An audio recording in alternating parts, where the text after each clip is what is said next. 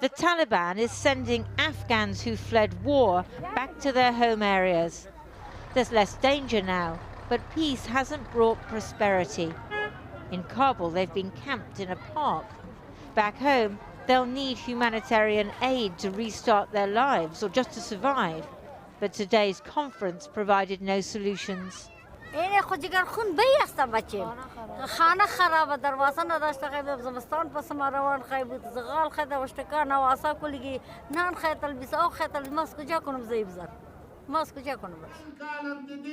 Maybe donors could liaise with the Taliban's Minister for Refugees, or maybe not, as Khalil Haqqani is a sanctioned terrorist with a $5 million bounty on his head.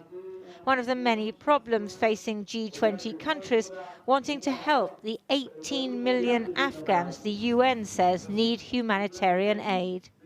It's very hard to see how one can help the Afghan people, which is a big number, and Afghanistan is a big country, without some sort of involvement of the Taliban government, of de facto government, let's call it this way. Very difficult to begin with to bring the necessary aid. I mean, if they don't want us to enter, we don't enter. Kabul residents are selling their possessions. Some want to leave the country, but others just need cash because they haven't been paid. Poverty is increasing every day. The last government was dependent on aid for 75% of the budget. There's talk of creating a UN trust fund so donors don't have to go through the Taliban, but nothing's been decided.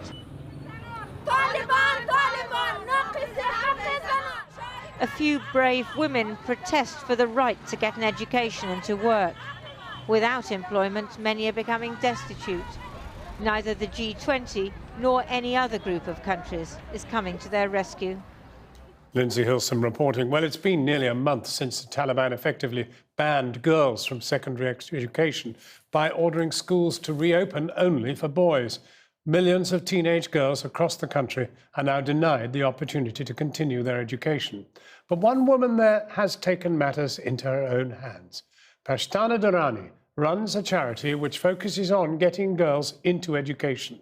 Last week, she launched her own secondary school program, teaching science, maths and the arts, and has enrolled around 100 girls. Well, I spoke to Pashtana Durrani earlier and began by asking her whether she was afraid of the Taliban's response to her girls' school. The Taliban, they have to make me understand, are they banning school? Am I doing a crime? Because they haven't banned anything. They haven't said it in a decree where it says girls' schools are banned, right? And the schools that are open in the north, they are not even charged with anything, right? They are not criminalized. So if education is not criminalized, they haven't banned it. Why should I be afraid of just doing what my job was legally 5 weeks ago and what my job is right now? So are you more optimistic than you might have been? I mean, if you are actually still teaching girls, that's surely a good sign. I am not going to say that I'm optimistic about the Taliban, but I'm going to say one thing that with the past 5 weeks, I have learned that our women, they will still rise. They will continue to learn. They will continue to earn. They will continue to be active part of the society. And that makes me realize that, yeah, there's more to look forward to and be optimistic about. Do you think this is a result of a different Taliban, or that the people are different in their response to the Taliban? I think the people are different in their response to the Taliban. In the past, you would have never seen. Yes, in the past, I have heard that there were underground schools and there were people who retaliated. But right now, people are more resilient. The last time you spoke to us, you were very worried about the future of your country. Has that got more or less? The Taliban, they are in the governor houses, they are in position of power, and they are fed, they are clothed, they have everything, right? It's the people who are suffering. You wouldn't believe the hospitals that I have visited. More and more people are complaining that their children are going through malnutrition, through starvation. Mothers are starving themselves, parents are starving themselves just to put food for children on the table. And most importantly, the country is in crisis and nobody knows how to control it. So yes, I am worried about my country. I will always be worried when it is facing humanitarian crisis, when it's facing all the administrative crisis, and the world is just watching and not doing anything about it. Pashtana, you probably heard that the G20 are committing €1 billion to Afghanistan. What's your reaction to that?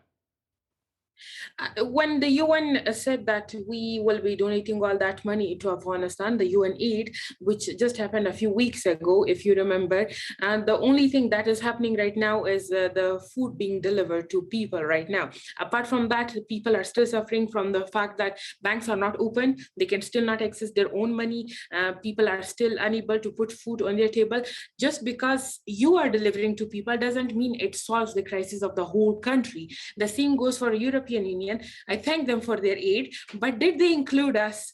Do we know where the money is going to be spent? How is it going to be spent? The same is the problem with the UN right now. They just appointed a man to work on our issues. I'm not allowed to see a man for my issues and the UN women, right? And that's what they have done right now. So I don't think pleading money is something.